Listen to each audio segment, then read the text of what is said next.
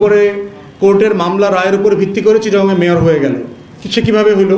1700-র মতো কাউন্সিলর হচ্ছে বিএনপি, জামাত, স্বতন্ত্র এবং ফ্যাসিবাদ বিরোধী আন্দোলনের যারা সক্রিয় ছিলেন, গণ অভ্যুত্থানে সক্রিয় ছিলেন। যাচাই বাছাই সাপেক্ষে এই মানুষগুলোকে পুনর্বহাল করা হোক, কারণ তারা জুলাই আগস্টের গণ অভ্যুত্থানকে ধারণ করেন। আসলে আপনারা দেখুন যে গত জুলাই যে মুভমেন্টটা হয়েছিল, যে আন্দোলনটা হয়েছিল, সেটা হয়েছিল যে সুবিধাভোগী অর্থাৎ সুবিধা চাওয়া বা সুবিধা নেওয়া, রাষ্ট্রের বিভিন্ন থেকে যে সুবিধা নেয় সেই সুবিধা এবং রাষ্ট্রের সিটিজেনের মধ্যে যে বৈষম্য, সেই বৈষম্য বিরুদ্ধেই মূলত আন্দোলনটা হয়েছে।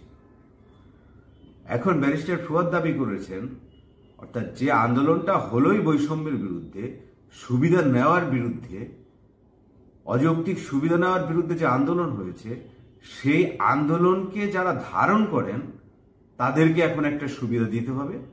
সেটা হচ্ছে যে কাউন্সিলররা ওই সময় সক্রিয় ছিলেন, আন্দোলন করেছিলেন এবং জুলাই অভ্যুত্থানকে যারা ধারণ করেন তাদেরকে আপনার পুনরাবহাল করতে হবে। আমার প্রশ্নটা হচ্ছে এই দাবিটা আসলে কতটা আইনগত, কতটা নৈতিকভাবে এবং কতটা যৌক্তিক আসলে তার এই প্রশ্নটা, তার এই দাবিটা। আপনি আন্দোলনই করলেন বৈষম্যের বিরুদ্ধে, আপনি আন্দোলনই করলেন সুবিধার বিরুদ্ধে, যারা রাষ্ট্রের কাছ থেকে অযৌক্তিকভাবে সুবিধা নেয় এবং রাষ্ট্রের সমতার পক্ষে আপনি আন্দোলন করলেন। আপনি কিভাবে এখন আবার সেই আন্দোলনকে যারা ধারণ করেন এবং সেই আন্দোলনে যারা সক্রিয় ছিলেন সেটাকে আপনি পুঁজি করে আবার কেন আপনি সুবিধা নেওয়ার দাবি করতে পারেন? এটাকে আপনি আদৌ পারেন বা এই দাবি কি যৌক্তিক?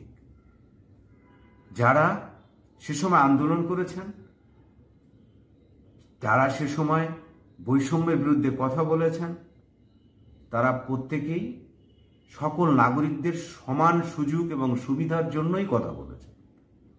তাহলে এখন আপনি নতুন করে কিভাবে এই একটি দাবি তুলছেন যে যারা ওই সময় সক্রিয় আন্দোলনে ছিলেন, যারা বৈষম্য বিরোধী আন্দোলনে সক্রিয় ছিল এবং যারা ধারণ করে সেই আন্দোলনে, তাদেরকে এই সুবিধাটা দিতে হবে?